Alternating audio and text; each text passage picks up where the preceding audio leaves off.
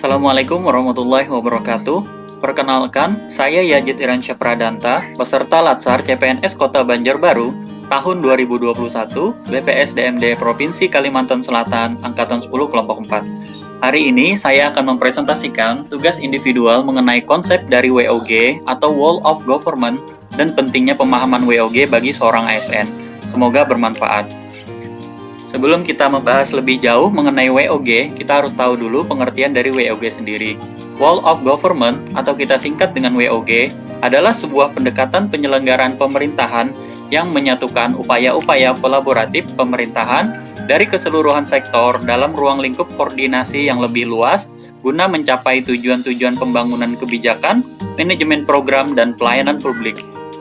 Kemudian, kenapa WOG ini sangat penting dan dikaitkan dengan pemerintahan? Terdapat 3 faktor yang menjadikan WOG ini sangat penting dan menjadi perhatian utama dari pemerintah. Yang pertama, adanya faktor-faktor eksternal seperti dorongan publik dalam mewujudkan integrasi kebijakan, program pembangunan dan pelayanan agar tercipta penyelenggaraan pemerintahan yang lebih baik. Yang kedua, terkait faktor-faktor internal.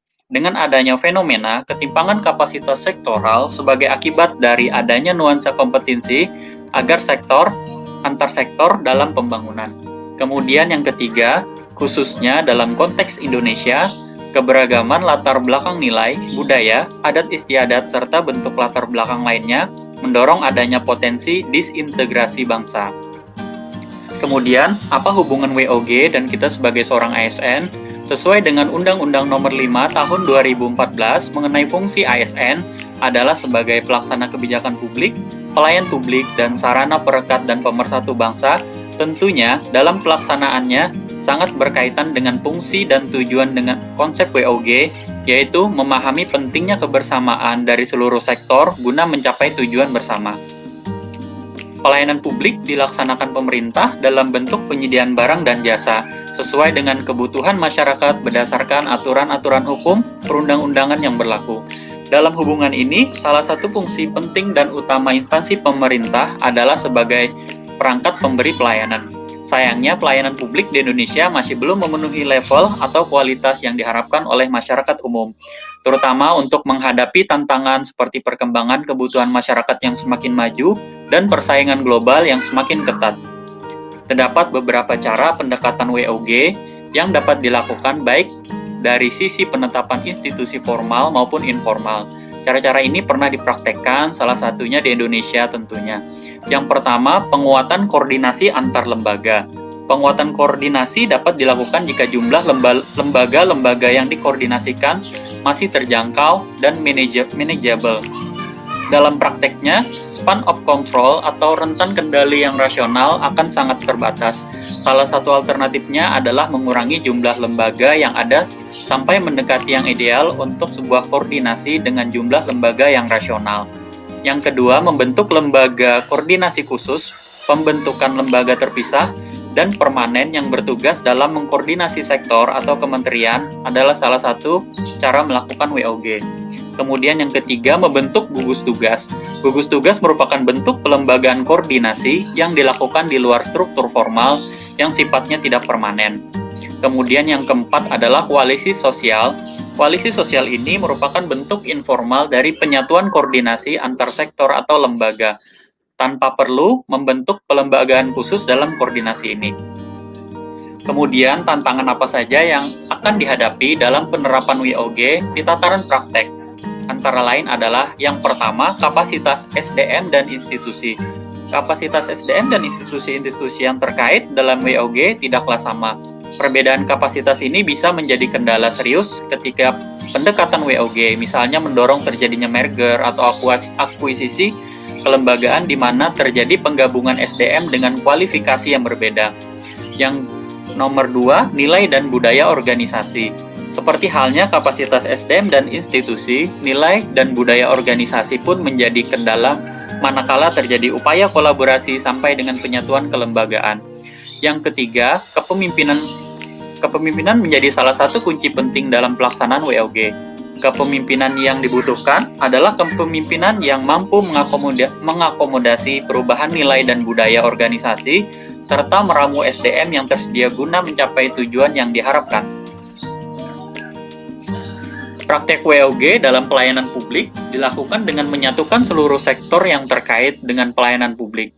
Jenis pelayanan publik yang dikenal yang dapat didekati oleh pendekatan WOG adalah yang pertama, pelayanan yang bersifat administratif.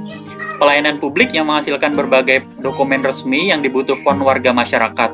Contohnya adalah pembuatan KTP, kemudian surat kepemilikan atau surat penguasaan atas barang, dan surat dokumen lain. Yang kedua adalah pelayanan jasa. Pelayanan jasa yang menghasilkan bentuk jasa yang dibutuhkan warga masyarakat seperti pendidikan, kesehatan, ketenagakerjaan, perhubungan, dan lainnya. Yang ketiga, pelayanan barang. Pelayanan yang menghasilkan jenis barang yang dibutuhkan warga masyarakat seperti jalan, perumahan, jaringan telepon, listrik, air, dan sebagainya.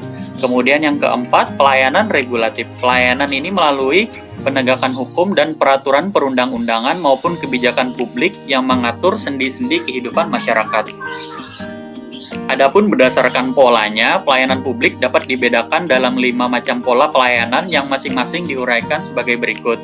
Yang pertama adalah pola pelayanan teknis fungsional, pola pelayanan satu atap, pola pelayanan satu pintu, pola pelayanan terpusat, dan pola pelayanan elektronik. Kemudian, dalam praktek WOG, dilakukan dengan menyatukan seluruh sektor yang berkaitan dengan pelayanan publik berdasarkan nilai-nilai dasar. Adapun nilai-nilai dasar tersebut adalah yang pertama adalah koordinasi. Koordinasi tiap lembaga memerlukan koordinasi dalam percepatan pelayanan. Yang kedua, integrasi, diperlukan adanya keterkaitan antar lembaga yang satu dengan yang lainnya. Yang ketiga, sinkronisasi, perlunya penyelarasan semua data dari tiap lembaga untuk meningkatkan efektivitas. Dan yang keempat adalah simplifikasi, adanya penyederhanaan segala bentuk administrasi data untuk meningkatkan mutu pelayanan. Berdasarkan penjelasan umum Undang-Undang Nomor 5 Tahun 2014 tentang aparatur sipil negara, dalam rangka mencapai tujuan nasional sebagaimana tercantum dalam alinea keempat pembukaan Undang-Undang Dasar Negara Republik Indonesia tahun 1945, diperlukan ASN yang profesional, bebas dari intervensi politik, bersih dari praktik korupsi, kolusi, dan nepotisme, mampu menyelenggarakan pelayanan publik bagi masyarakat, dan mampu menjalankan peran sebagai perekat pemersatu dan kesatuan bangsa berdasarkan Pancasila dan Undang-Undang Dasar 1945. Untuk mewujudkan tujuan nasional, dibutuhkan pegawai ASN. Pegawai ASN diserahi tugas untuk melaksanakan tugas pelayanan publik, tugas pemerintahan, dan tugas pembangunan tertentu.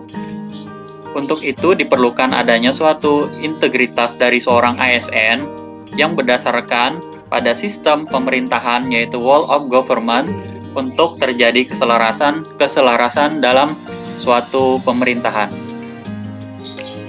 Demikian yang dapat saya sampaikan. Semoga bermanfaat. Terima kasih. Wassalamualaikum warahmatullahi wabarakatuh.